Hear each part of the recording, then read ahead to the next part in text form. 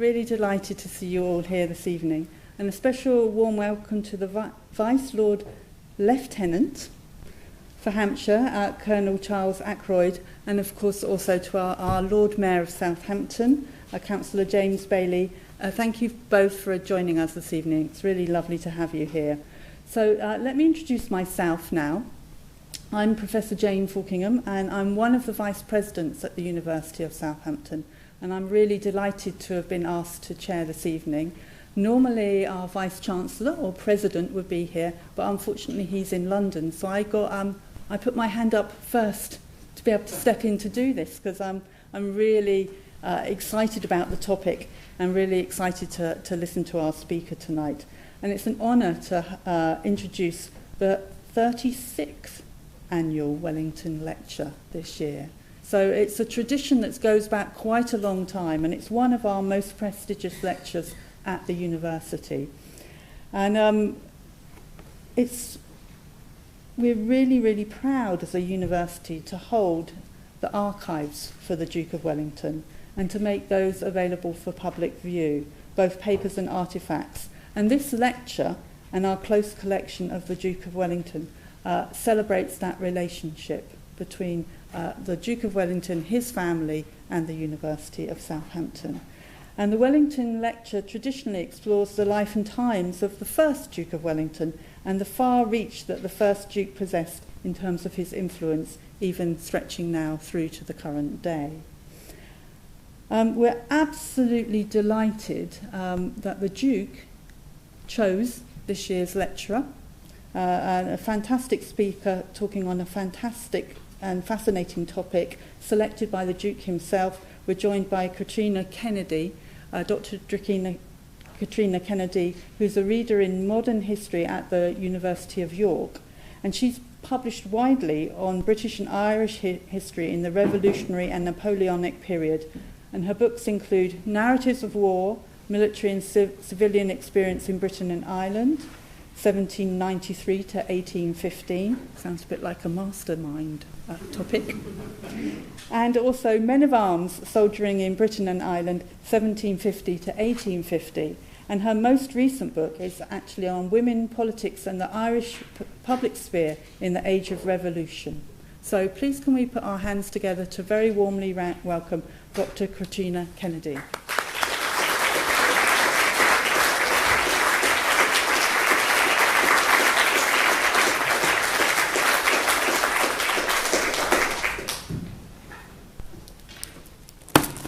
Thanks so much to Jane for the very generous and kind introduction, and to Southampton for the great honour of inviting me to present this evening's Wellington Lecture.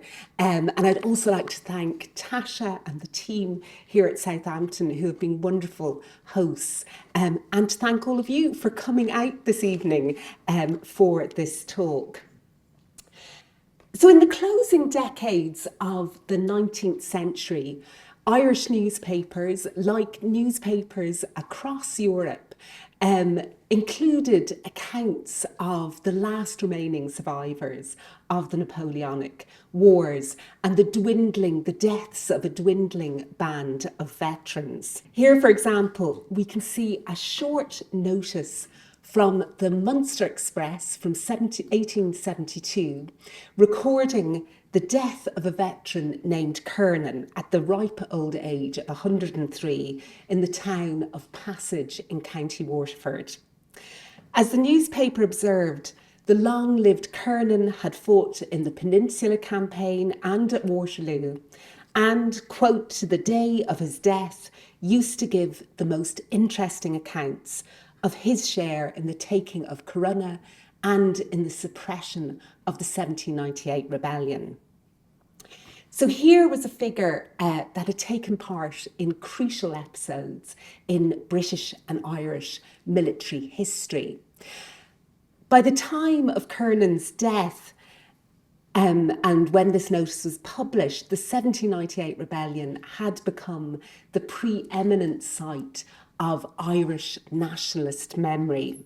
So the 1798 rebellion was a national uprising to establish an independent Irish Republic with French assistance.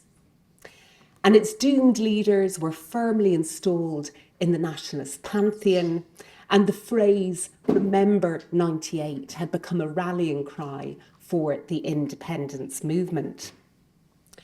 By contrast, the remembrance of those Irishmen who had fought with the British in the struggle against Napoleon tended to be confined to small notices like this in Irish newspapers. But the ascendancy of a nationalist separatist memory that emphasised or glorified the wearing of the green over the donning of the red coat was by no means inevitable. An estimated 150,000 Irish soldiers served in the British Army between 1793 and 1815, so that's roughly a third of the overall force. And this constituted a significant collective experience for Irishmen, both Catholic and Protestant. So Irish soldiers were to the fore in some of the most celebrated episodes of martial heroism during the Peninsula and Waterloo campaigns. So at the Battle of Barossa in 1811, Sergeant Patrick Masterson from Roscommon was the first British Army soldier to capture a French Imperial Eagle, earning his regiment, the 87th, the nickname the Eagle Catchers. And Sergeant James Graham, who you can see on the right there, of County Monaghan, was named the bravest of the brave by Wellington for his role at the Battle of Waterloo in securing the north gate of the farmhouse at Hougoumont, which was a crucial turning point in the battle. Irish regiments, the Inniskillings, the Prince of Wales' Own Irish, the Connacht Rangers, all performed with valour through these campaigns. And, of course, in the form of the Dublin-born Arthur Wellesley, Duke of Wellington, Ireland could lay claim to the most celebrated military commander of the era. But all this military achievement really failed to translate into a popular heroic memory of Wellington's Irish soldiers. And an instructive contrast can perhaps be drawn here with Scotland and the 19th century cult of the Highland soldier. So the Scots, like the Irish, had a long history of service in continental armies, as well as a more recent history of political union with England and also of rebellion. But the reputation garnered by the Highland soldier in the Napoleonic Wars helped to transform their image from Jacobite rebel to loyal imperial servant.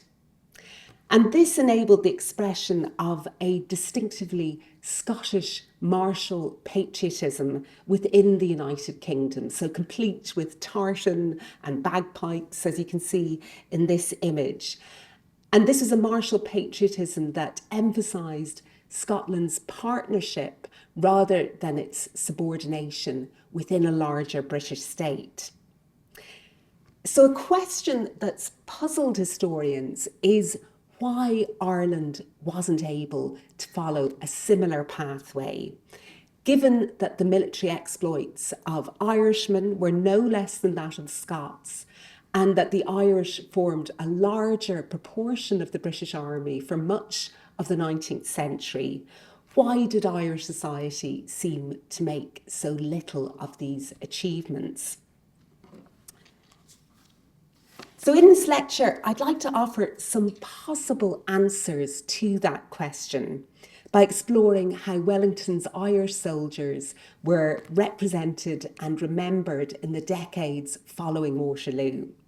So looking at public memorials, military medals, novels, and memoirs. So how was this memory shaped by Ireland's religious and political conflicts? What image of the Irish soldier was constructed in the 19th century? And what role did the British Army play in preserving their legacy? So let's begin by considering a painting that was produced just a few years after the victory at Waterloo. And this is the Scottish painter David Wilkie's Chelsea Pensioners Reading the Waterloo Dispatch. So it's a work that was commissioned by the Duke of Wellington. And it depicts aged veterans of the wars against Napoleon alongside aged veterans of 18th century wars, and they're alongside younger soldiers who have just emerged from the fighting against Napoleon. And they're sitting enwrapped as they hear the news of the victory at Waterloo being read to them. So in the centre, you can see an old pensioner is reading aloud from the dispatch. And there to his left is a tartan-clad sergeant of the 42nd Highland Regiment who, according to the painting's key, he is discoursing on the gallantry, the courage of his countrymen as recorded in the Gazette. And then across the way from him is an Irish soldier of the 12th Dragoons, leaning back in his chair, tankard in hand. He looks like he's already been celebrating a little bit too hard on the news of the victory. And he's relating the news to an elderly veteran of the American War. And elsewhere in this image, you can see Welsh guardsmen, a black military bandsman, and a member of the Hanoverian Legion. In an influential interpretation, the historian Linda Colley argued that this scene of collective rejoicing symbolised the unifying impact of the Napoleonic Wars in creating a shared British identity that could transcend regional and national differences.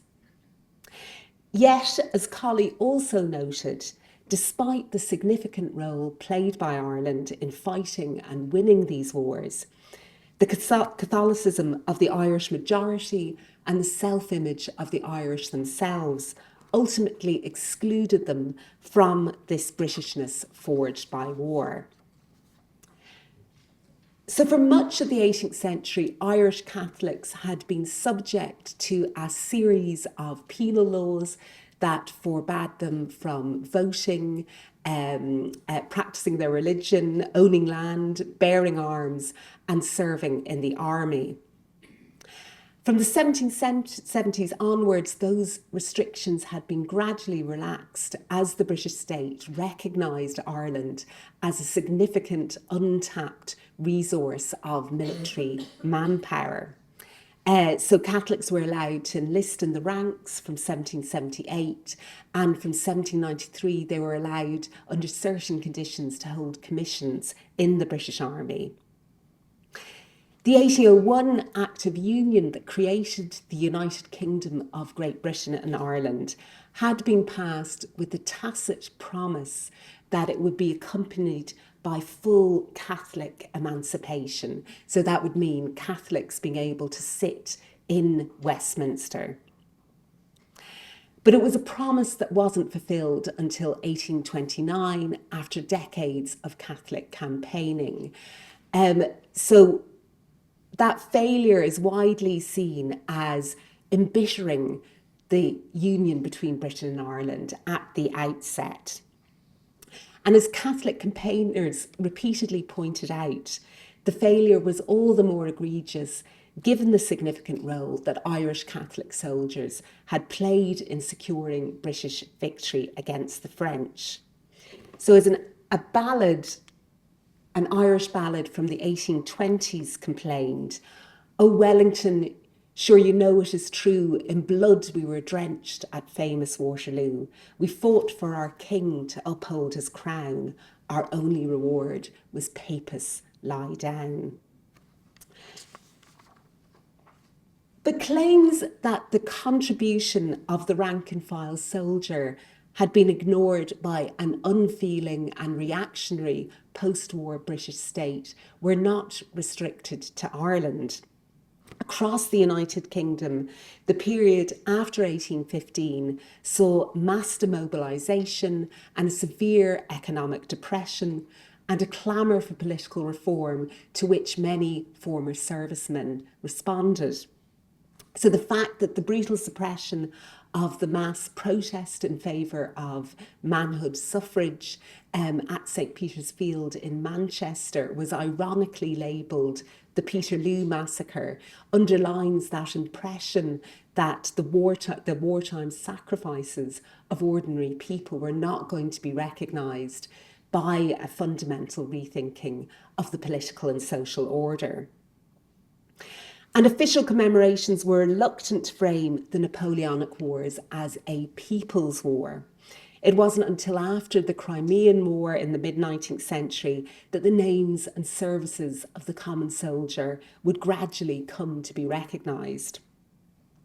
Instead, the key site for the memorialisation of England's military valour after 1815 was St Paul's Cathedral, the Pantheon there, with its almost exclusive focus on the personal heroism of the Army's senior officers.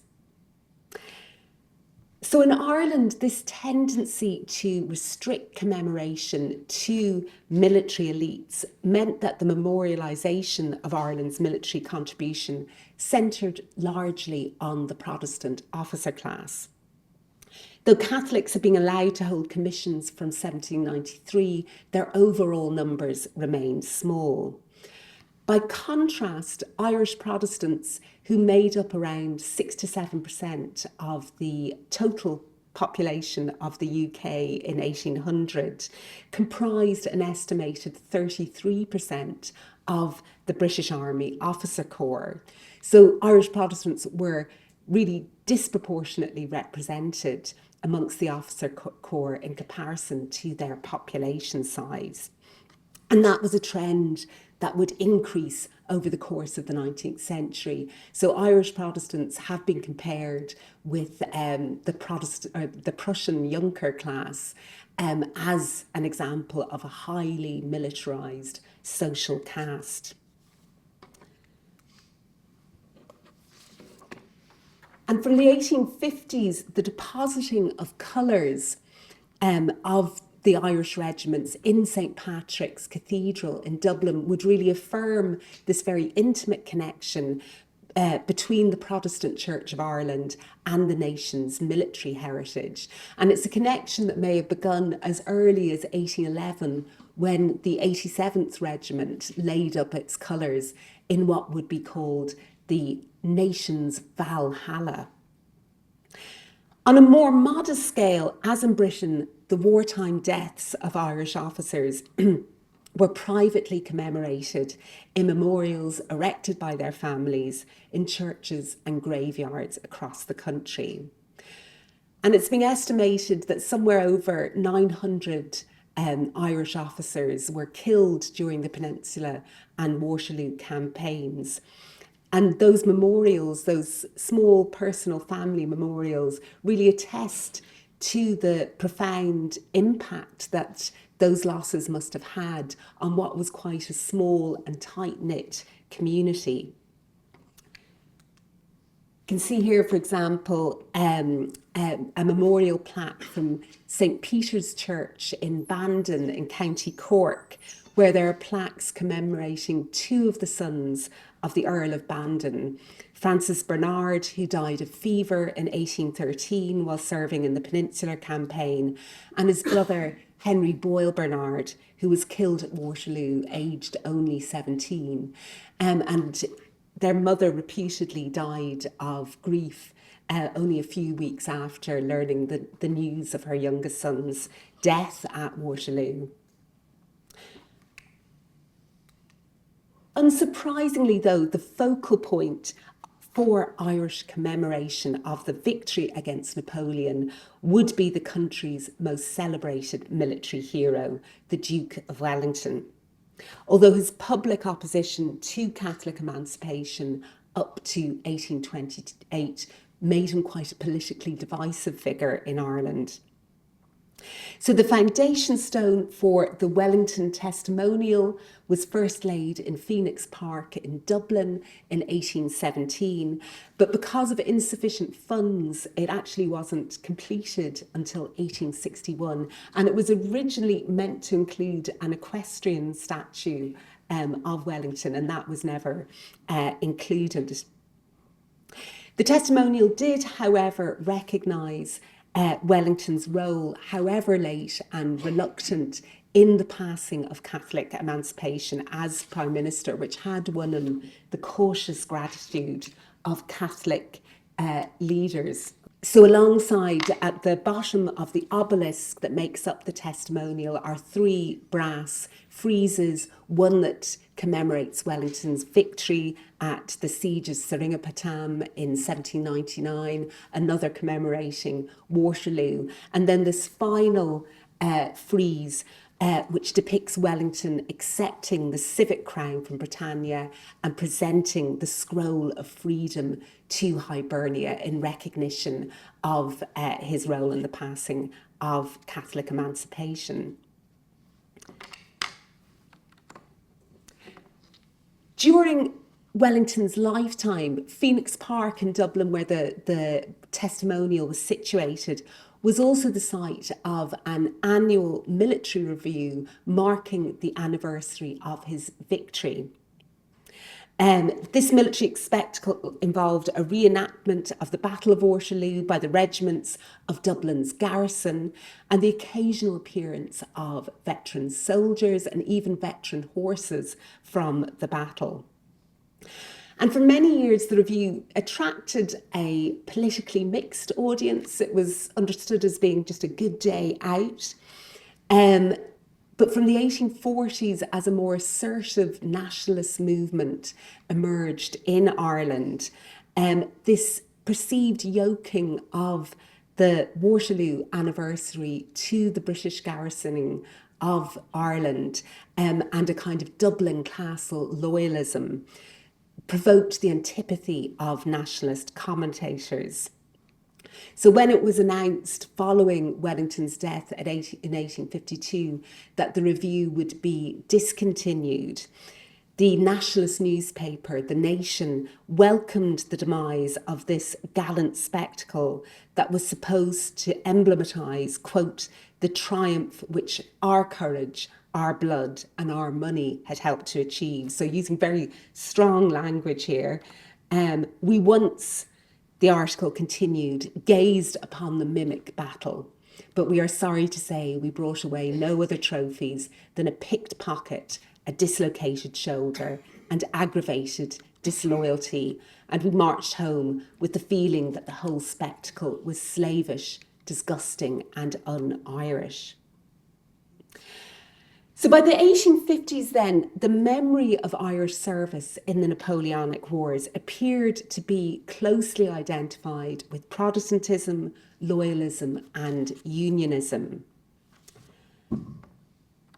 Those with nationalist sympathies tended to emphasise instead an alternative Irish military tradition focused on the expatriate soldiers collectively known as the Wild Geese, who had fought in the armies of continental Europe from the 16th to the 18th centuries.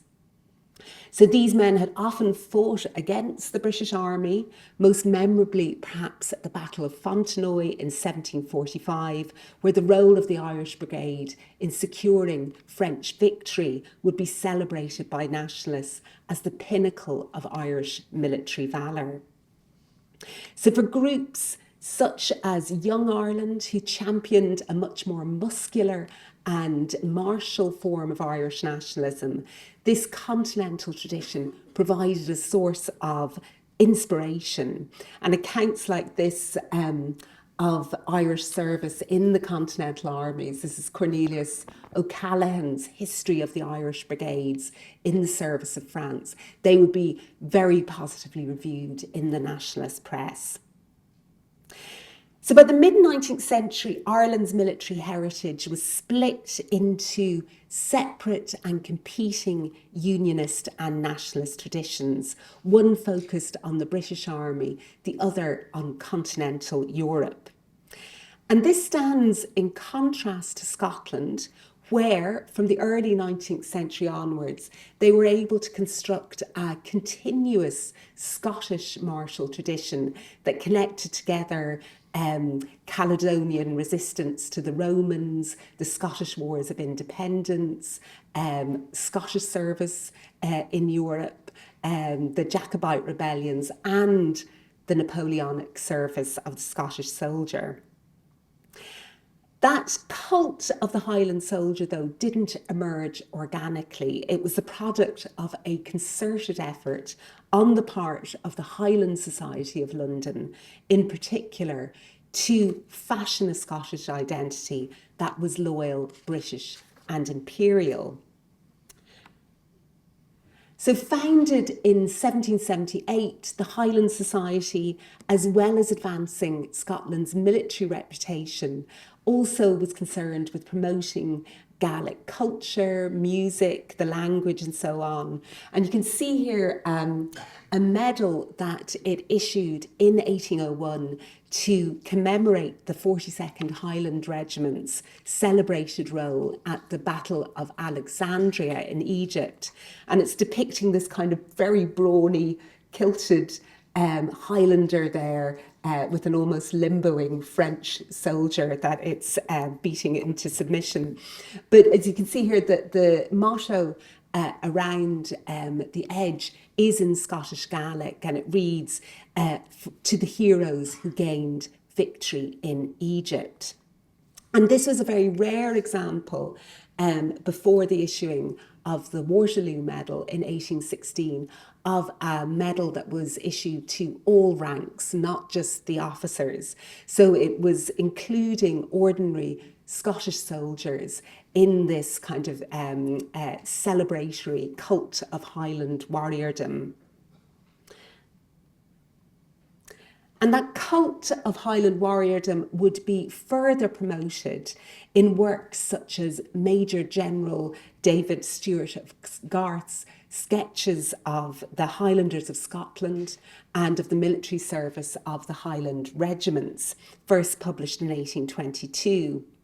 So Stewart had served in several Highland regiments, and he emphasised the strong bonds and the cultural solidarity that existed between Highland officers and their men, because he claimed of the clan system. Now, he tended to present a very highly romanticised image of Highland clans and their role in military recruitment. But he did, one of his claims was that this was a sense of affinity, of solidarity that was unavailable to Irish officers and their men. And there is some kind of truth to what he was saying here about this being an obstacle to the creation of a cohesive Irish martial identity. So the fact that Irish officers and their men typically practiced different religions, different cultural traditions, and also in certain cases would have spoken different languages. So quite a different sense of an Irish identity to that which was made possible in the Highland regiments. But I'd like to turn now to look at the army itself and to explore whether a stronger sense of a national martial identity could be cultivated by Irish soldiers and within Irish regiments. And I want to think particularly about some of the writings of Irish soldiers published in the decades after Waterloo, when Irish soldiers, like other British soldiers, really responded to this huge public appetite for veteran stories and this very lively market in military memoirs and histories. So I'll begin with the Anglo-Irish senior officer, William Napier, who along with his two brothers had served with distinction in the Peninsular War, and who authored what was widely considered to be the most authoritative history of the campaign.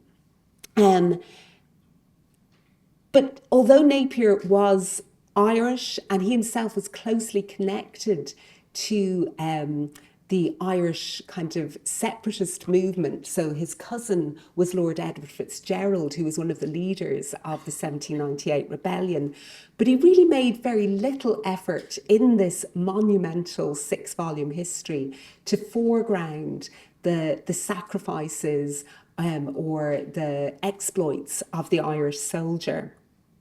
Instead, his bottom-up history of the Peninsula Campaign focused on vindicating the reputation of Britain's infantry soldier.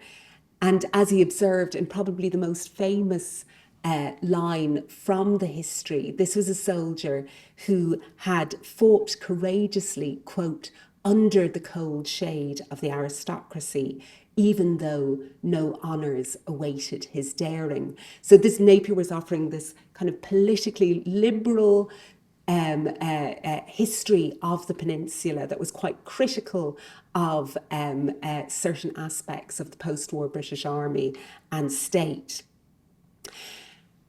His account, though, which did a lot to recognise the role of the ordinary soldier, did inspire many common soldiers themselves to write their own accounts of these campaigns, particularly soldiers from the Light Division in which Napier had served. And among these was Edward Costello, a Dublin Catholic who joined the 95th Regiment or Rifle Brigade in 1806 and rose to the rank of sergeant, fighting with immense courage through both the Peninsula and the Waterloo campaigns. He took part in 2 forlorn hopes and was wounded 6 times. And Costello's memoir, The Adventures of a Soldier, first published in 1841, provided vivid, comic, and often poignant portraits of his comrades in the Rifle Brigade. Most notably, his 2 countrymen, Tom Crawley, a man who Costello wrote, quote, to enormous strength and great meekness of temper, added an infinity of dry humour, and Tom Plunkett, the best shot in the regiment, an excellent dancer, but a thirsty soul. So Costello's recollections were framed by a keen sense of resentment at post-war Britain's neglect of the ordinary soldier and failure to acknowledge his sacrifices.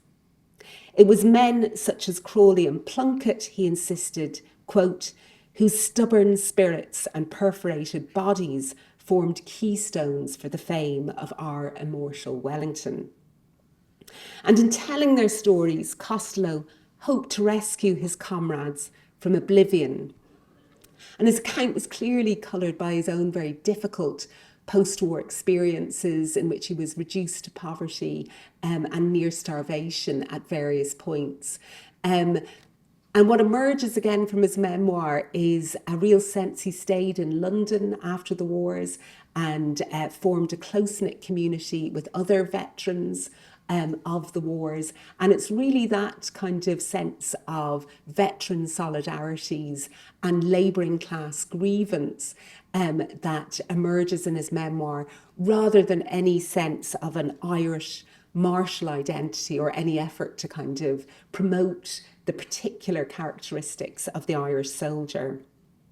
But Costello's lively memoir has ensured that he hasn't been forgotten, and you can see here Rifle Bear Ned, who is named after Edward Costello and is available, I think, from the Green Jackets Museum in Winchester's gift shop.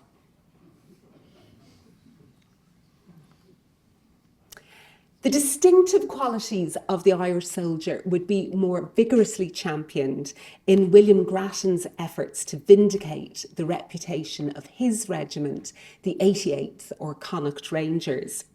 So in 1836, Grattan had published a rebuttal in the United Services Journal to claims made in a recent biography of General Sir Thomas Picton that the Connacht Rangers were poorly officered, ill-disciplined, ragged rascals who, on the eve of battle, had often been found without ammunition, having exchanged their cartridges for wine.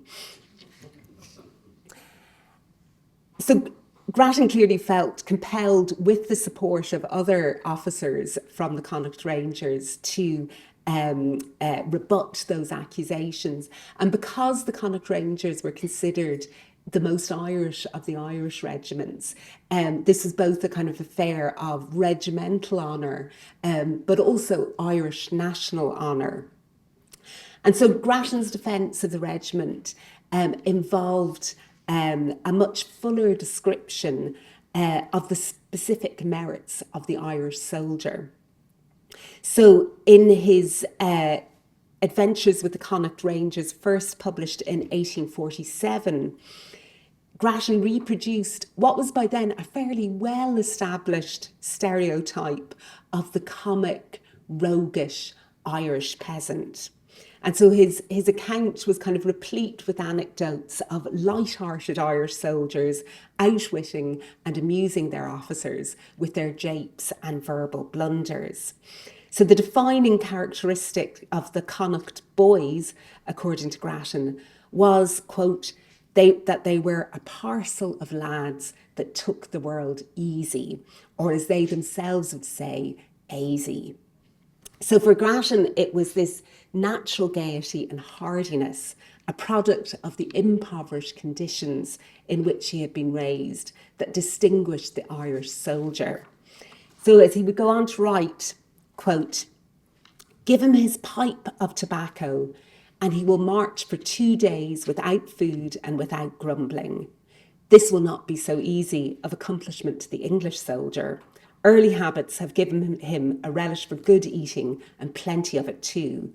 But an Irish fellow has been accustomed all his life to be what an Englishman would consider half-starved. Neither did you find elsewhere the lively thought, the cheerful song, or pleasant story to be met only in an Irish regiment. We had a few Englishmen in my corps. I do not remember ever to have heard one of them attempt a joke. But there are those who think an Irish regiment more difficult to manage than that of any other nation. Never was there a more erroneous idea. The English soldier is to the full as drunken as the Irish and not half so pleasant in his liquor." So there, of course, Grattan is kind of playing into various, perhaps not particularly helpful stereotypes. But in doing that, he was beginning to identify some of the key qualities that would be strongly associated with the image of the Irish soldier. He was hardy, he was humorous, he was fond of a drop.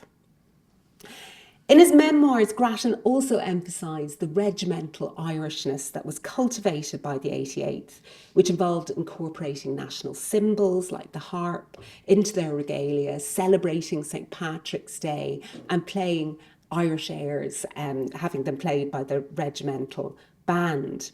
And all of this, Grattan suggested, did help to create a more cohesive sense of Irishness that was shared by officers and men.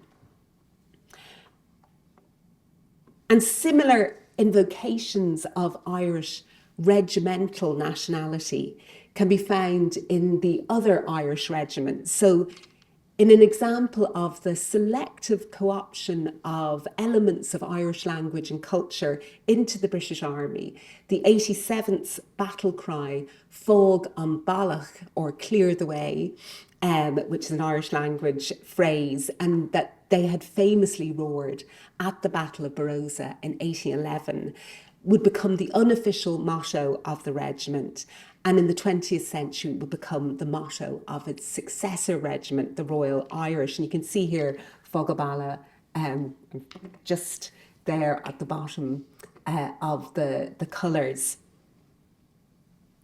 So a strong commemorative culture centred on the exploits of Wellington's Irish soldiers, therefore persisted within the British Army, particularly within Irish regiments.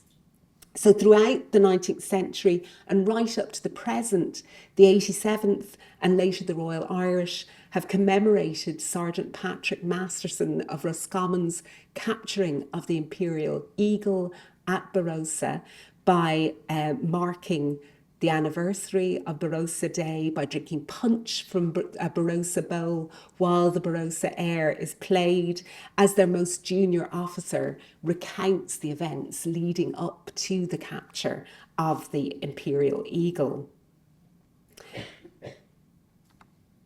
And for the significant number of Irish soldiers who continued to serve in the British Army through the 19th and even into the 20th century, such regimental traditions may well have helped to foster a sense of an Irish military tradition within the armed forces. So in 1910, the British Army staged a grandiose historical pageant of British arms at Fulham Palace. And the grandson of Sergeant Patrick Masterson, Captain James Edward Masterson, who had been awarded the Victoria Cross for gallant conduct in the Second Boer War, he reenacted his grandfather's capture of the Imperial Eagle almost a century before.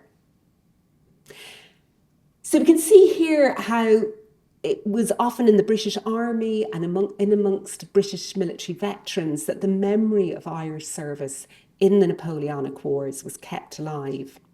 But in the remainder of this lecture, I'd just like to briefly consider some literary efforts to fashion an Irish military identity that was both distinctively national and emphatically unionist.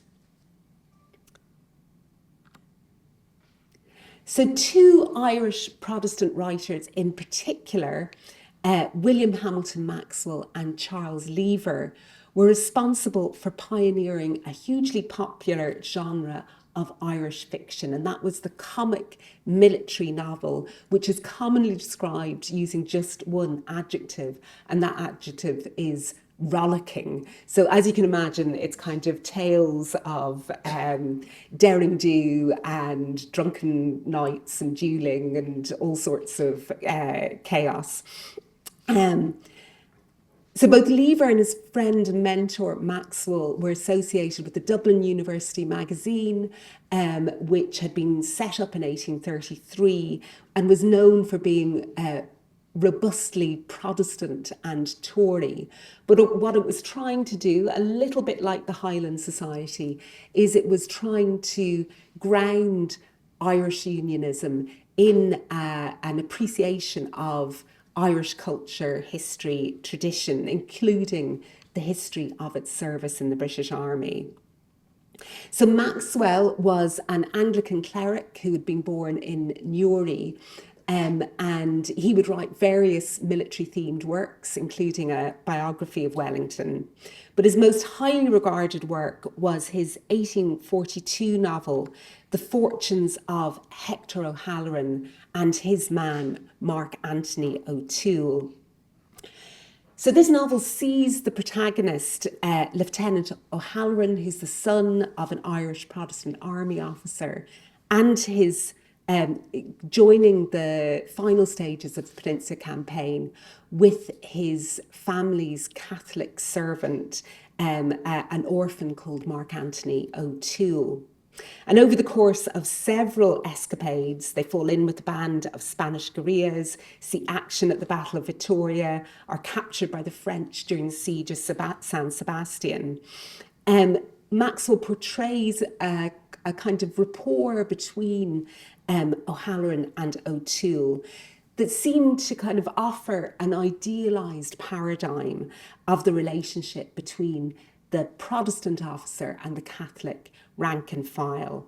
So what Maxwell seemed to be suggesting was that the army provided a space where Ireland's religious and political conflicts could be set to one side. And the way in which Maxwell depicted the ordinary Catholic soldier, he also kind of steered clear from some of the cruder comic stereotyping. So Mark Anthony O'Toole emerges as a kind of sensitive, humane individual who's devoted to his master. A romanticised vision of the hierarchical but affectionate bonds between the Protestant officer and the Catholic soldier would also be presented in Charles Lever's 1841 novel, Charles O'Malley, the Irish Dragoon, first serialised in the Dublin University magazine. So the novel again follows the eponymous O'Malley, the Protestant son of an old Irish family, as he joins the 14th Dragoons in Spain with his Catholic servant Mikey Free. But in contrast to Maxwell, it seems that Lever's kind of felt a pressure to cater to the maybe more restricted tastes of an English and Irish reading audience, and to rely on a slightly cruder set of characteristics when depicting the Catholic ordinary soldier. So the private soldier, Mikey Free, is a kind of voluble, comic character. He has a flexible attitude to the law. He's always boasting of his distinguished lineage and the lands he has lost to the Sassenach. And throughout the novel, he performs a series of kind of comic songs, often, as you can see here, while he is very, very drunk. And Free would also commit that, or voice that commitment to taking the world easy that William Grattan had identified as a defining trait of the Irish soldier. So this is one of Mikey Free's songs. Oh, what stories I'll tell when my soldiering's o'er and the gallant 14th is disbanded. With the blood that I spilt, the Frenchmen I kilt, I'll drive the young girls half crazy. And some cute one will cry with a wink of her eye, Mr. Free now, why can't you be aisy? So in the context of a religiously and politically divided country, racked by ongoing agrarian agitation and the campaign for the repeal of the Union, Maxwell and Lever's efforts to represent the Protestant officer class and Catholic rank and file as bound together by benevolent feudal bonds were perhaps bound to ring hollow, even more so when they were perceived as relying on condescending and unflattering depictions of the Irish peasantry.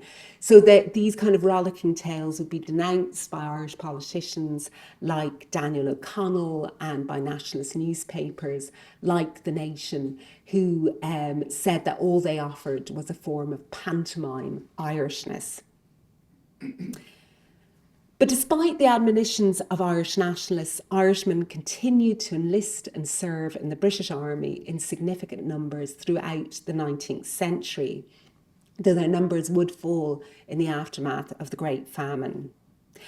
And it was likely in the army that many first heard stirring stories of their countrymen's role in fighting and defeating Napoleon.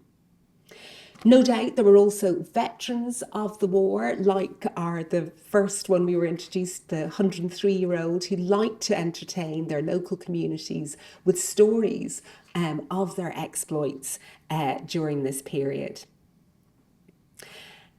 But in explaining the absence of a more enduring and popular memory of Wellington's Irish soldiers in their country of origin, we can point to several interlocking factors.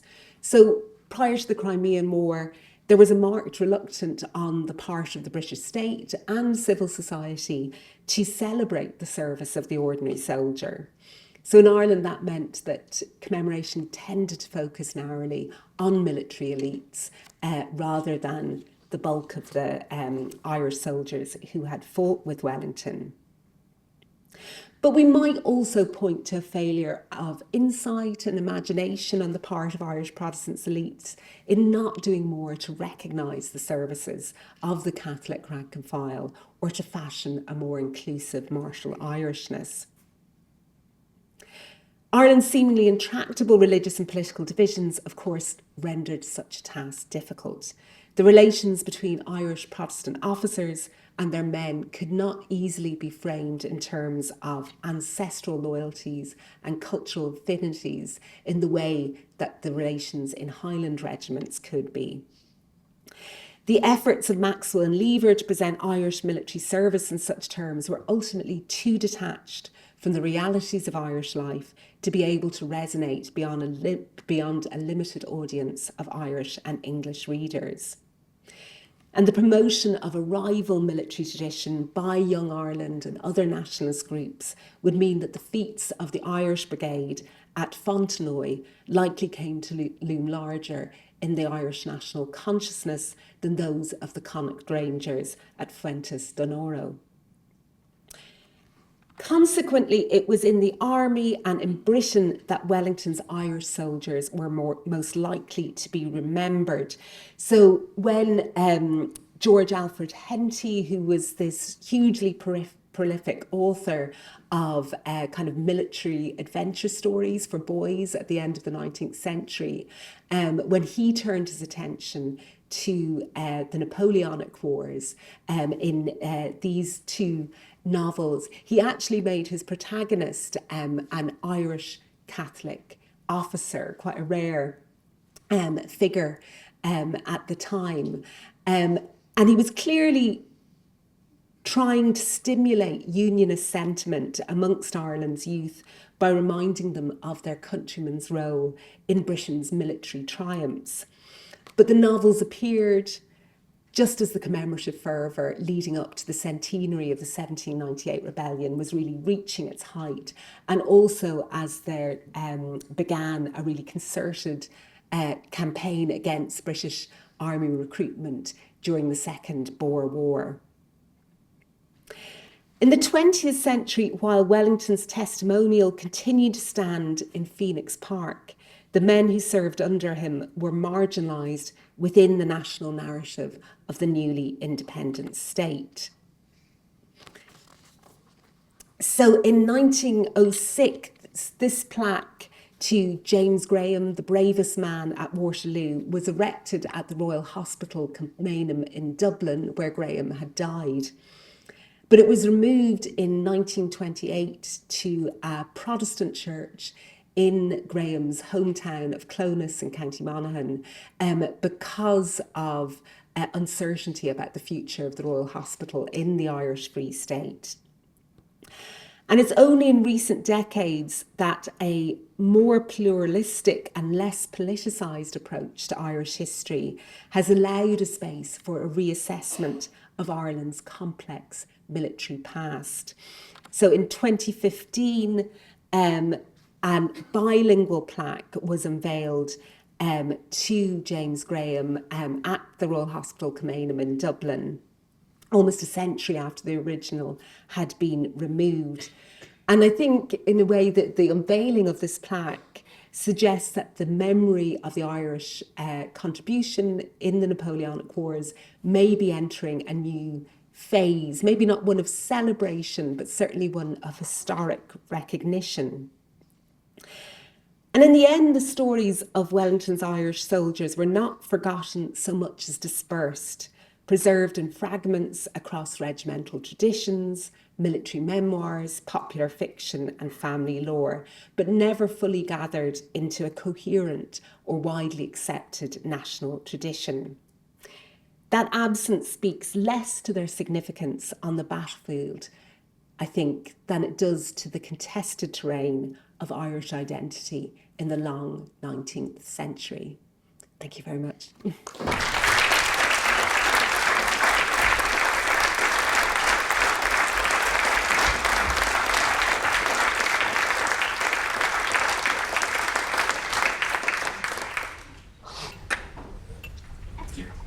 Thank you so much, Catriona. It was a wonderful, powerful, fascinating lecture covering a huge range of themes and a very long chronology.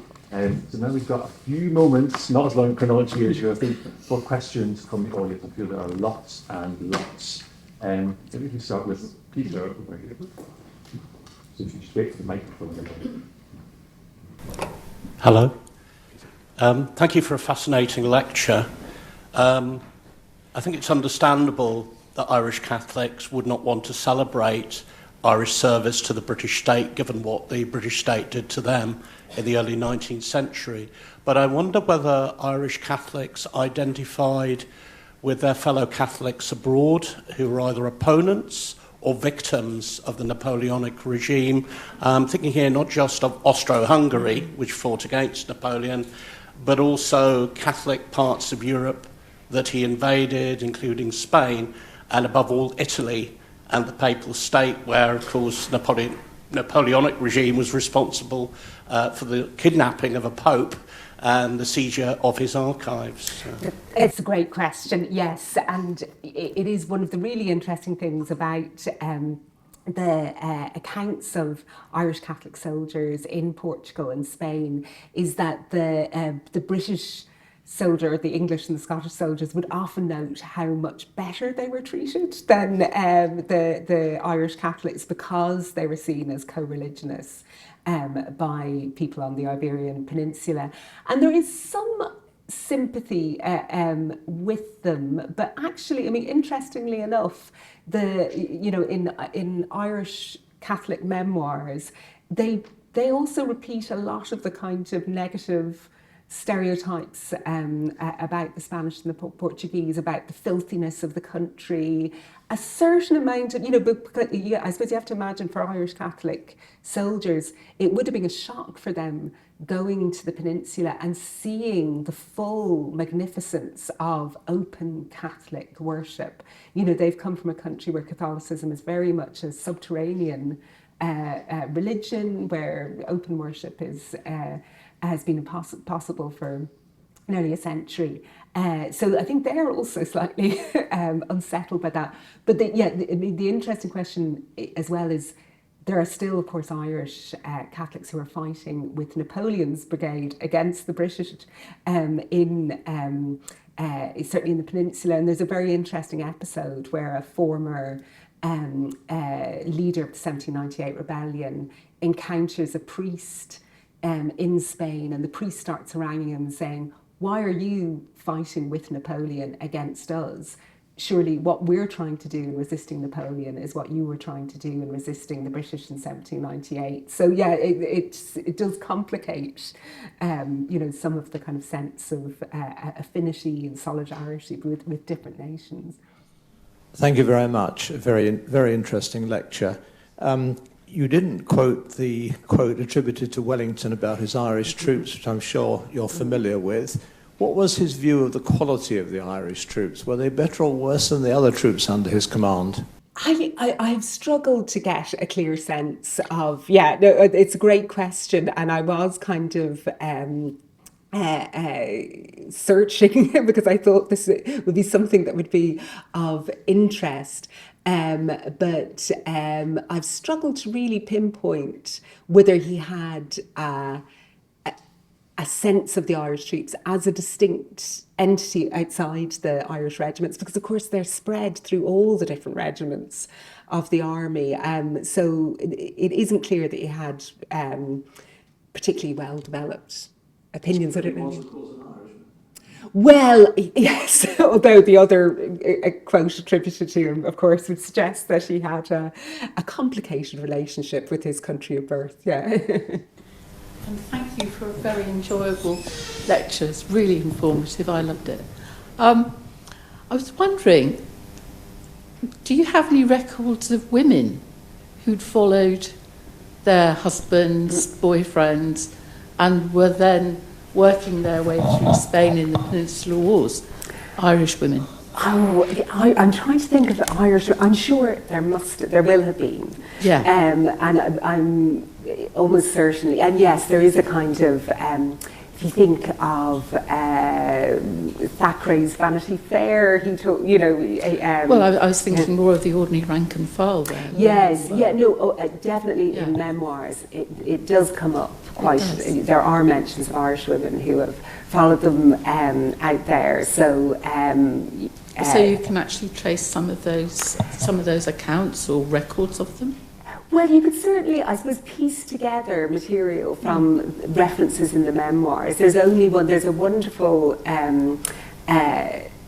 autobiography of, the only one I know of, Catherine Exley, which is a woman who followed her husband through the peninsula, and that's that's one of the best insights into what life must have been like for the camp follower, whereas the other records are these glimpses, but they were certainly there in not insignificant numbers. Can I be cheeky and have a second question? Why don't we do the final question to you? My husband's name is Tim Malone.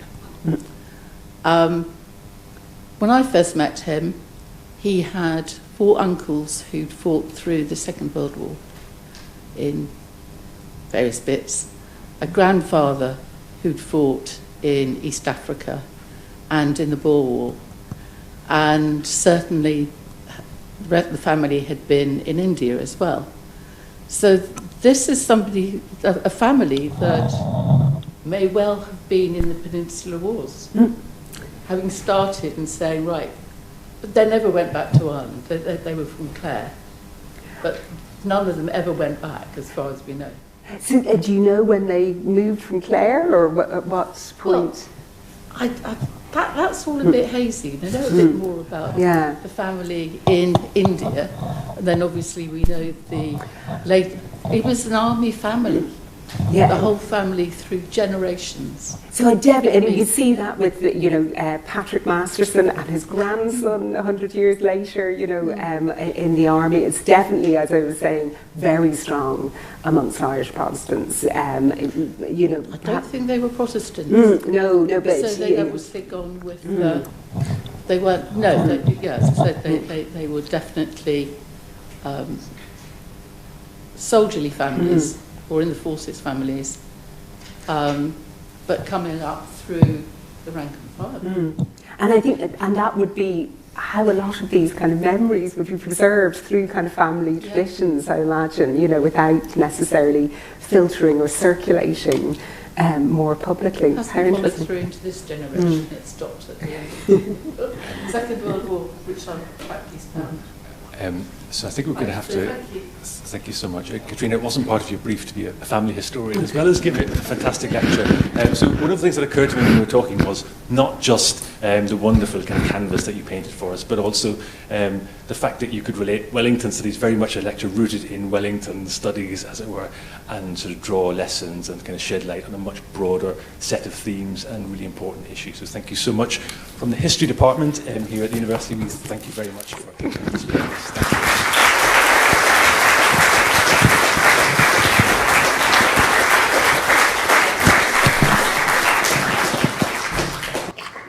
Thank you very much for a fantastic and fascinating lecture. This event each year serves 2 purposes. So the delivery of our prestigious lecture, but also the award of the Wellington Prize. And the Wellington Prize is awarded annually for the best dissertation or thesis submitted by an undergraduate or postgraduate candidate for a university qualification on the subject in the general area of Iberian studies, or military history, or British political history or government.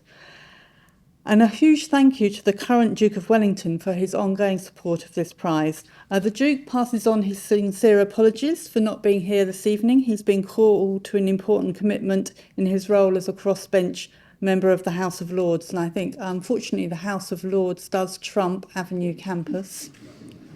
However, as I mentioned, the evening's event is being recorded, and the Duke has asked for a copy of the lecture to be sent to him, and particularly this part of the evening. So the pleasure of presenting the prize falls to me.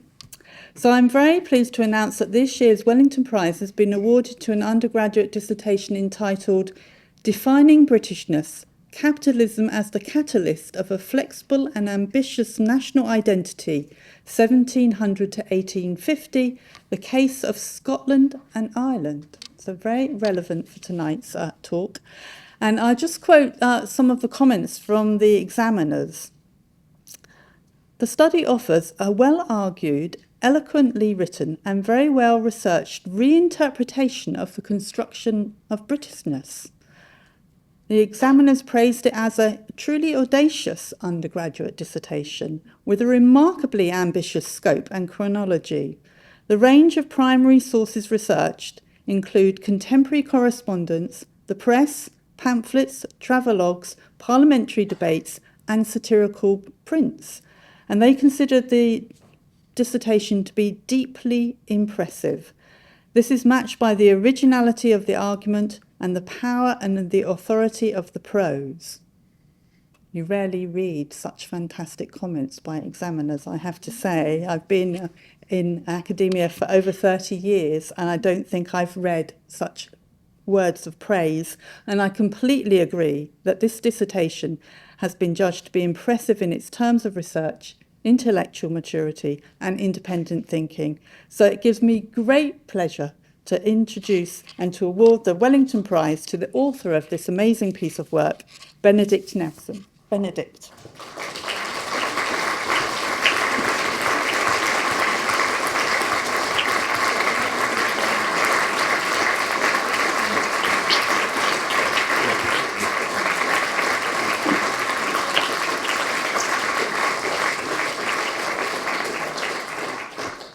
So I think that concludes the evening, but a special thanks to our speaker and congratulations again to our Wellington Prize winner. And on behalf of the university, can I thank you all for attending this year's lecture.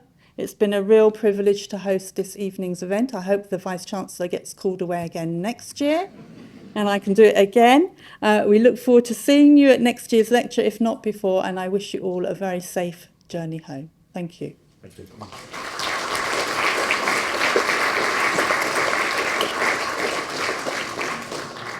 Thank you.